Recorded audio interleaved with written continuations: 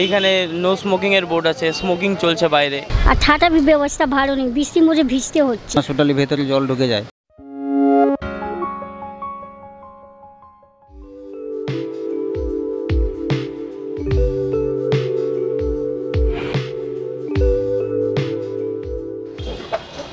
নমস্কার, আলাপ টিভির নতুন একটা এপিসোডে আপনাকে স্বাগত জানাই। আর এই মুহূর্তে আমরা চলে এসেছি কলকাতা মেডিকেল কলেজে। ইতিমধ্যেই মুখ্যমন্ত্রী মমতা বন্দ্যোপাধ্যায়ের নির্দেশে কলকাতার বিভিন্ন ফুটপাতের পরিষ্কার পরিচ্ছন্নের কাজ কিন্তু শুরু হয়ে গেছে, কিন্তু সেদিক থেকে কতটা পরিষ্কার পরিচ্ছন্ন আছে কলকাতার এই মেডিকেল কলেজ? বিভিন্ন জায়গা থেকে প্রতিদিন বহু মানুষ আসছেন এখানে চিকিৎসার জন্য। তারা কি ঠিকঠাক পরিষেবা পাচ্ছেন নাকি কোনো সমস্যার সম্মুখীন হচ্ছেন? আজ তাদের কাছ থেকে জেনে নেব সেটাই।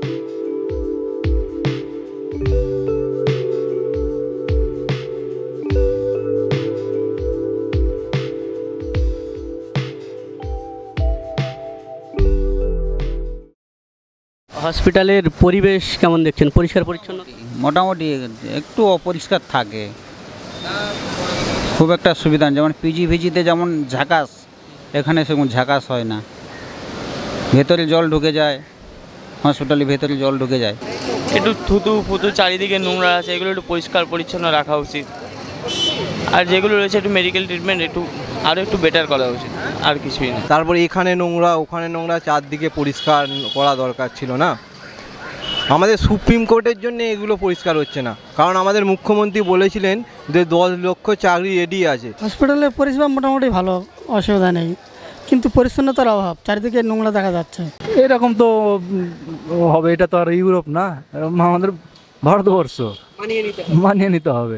পরিষ্কার পরিচ্ছন্ন মোটামুটি ঠিক করছে, আরও করতে হবে। যে এমার্জেন্সি পরিষেবা বা যে ওষুধের যে পরিষেবাগুলো ঠিকঠাক পাচ্ছেন? হ্যাঁ, ওগুলো কোনো ডিস্টার্ব নেই, ঠিকঠাক পাচ্ছে। আমরা এখানে দেখছি মোটামুটি রোগী পেশেন্ট ভালো চিকিৎসা হয়, বা ডাক্তারবাবুরাও ভালো ব্যবহার করে, বা পরিষেবা আমাদের প্রতি কোনো খারাপ ব্যবহার হয়নি দেখছি।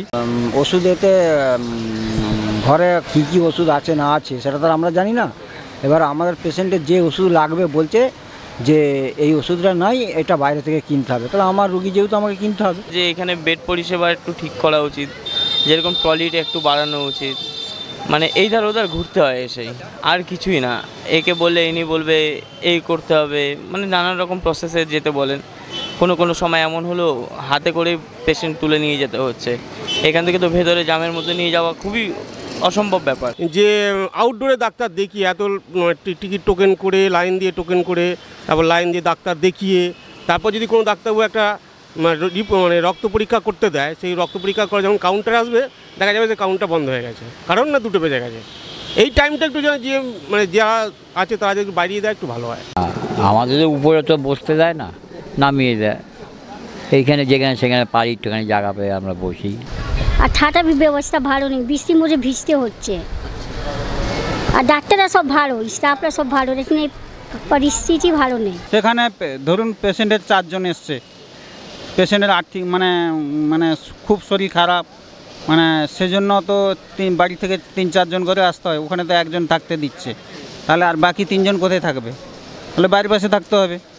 বাড়ির পাশে জল টল এলে ওখানে ইমার্জেন্সি গেটের কাছে মানে জলটা হওয়া পর্যন্ত থাকতে দেয়, ছেড়ে গেলে বার করে দেয়। এই চারিদিকে থুতু, এটা মানুষরা নিজেরাই করে, আর কিছুই না। এইখানে নো স্মোকিংয়ের বোর্ড আছে, স্মোকিং চলছে বাইরে, ভেতরে চলছে।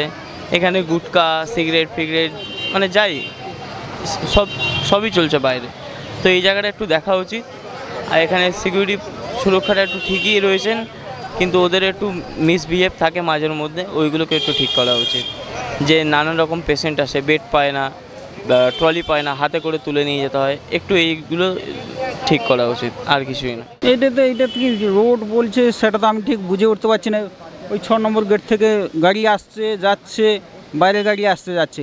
আমাদের হিসেবটা কি বলে যে হসপিটালের রুগীর ক্ষেত্রে এই দেখুন না, আপনি দেখুন না, ওইগুলোকে রুগীর গাড়ি সব লাইনের গাড়ি ঢুকছে যাচ্ছে আসছে, এমার্জেন্সির সামনে। হ্যাঁ, এমার্জেন্সির সামনের দিকেই যাচ্ছে। আপনি ক্যামেরা করুন, দেখুন না, এমার্জেন্সি গাড়ি সব বাইরে গাড়ি যাচ্ছে আসছে। এটা কি আমি কোনো বুঝে উঠতে পারছি না। একমাত্র হসপিটালে গাড়ি ঢুকবে রুগীর গাড়ি, কিন্তু 6 নম্বর থেকে গাড়ি আসছে যাচ্ছে সব বাইরের গাড়ি।